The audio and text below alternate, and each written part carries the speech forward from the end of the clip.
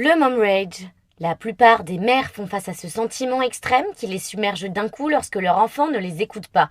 C'est un phénomène quasi universel qui touche la plupart des mères de famille. Mais qu'est-ce que c'est exactement? On vous en dit plus. Vous vous en doutez, cela a un rapport avec la rage. Le mom rage, ou la rage maternelle en français, est un terme qui définit une vague de colère extrême soudaine qui submerge certaines mères de famille lorsque leurs enfants ne les écoutent pas. C'est un sentiment foudroyant et incontrôlable qui les met dans un état second, avec une perte de contrôle. La plupart du temps, cela se traduit par des cris intenses.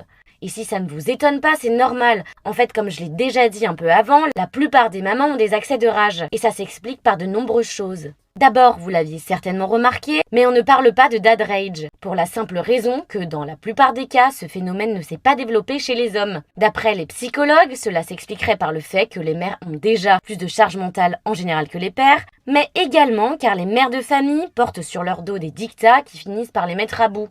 Une mère doit être parfaite et douce et doit tout donner pour ses enfants, elle ne doit pas se mettre en colère et doit être compréhensive, tandis que le père, lui, a le droit de hausser le ton et d'être en colère. D'après les spécialistes, le mom rage serait finalement la manifestation d'une colère non exprimée et d'émotions refoulées dues à la place que la société donne aux mères de famille. Mais pas que. D'après les spécialistes, ce phénomène pourrait être aussi dû à de vieilles blessures de l'enfance. Par exemple, si l'enfant dépasse les limites qu'on a fixées, la rage ressentie peut révéler que personne n'a honoré les limites quand nous étions enfants. En tout cas, cette rage maternelle peut être contrôlée et n'est jamais dans la plupart des cas virulente.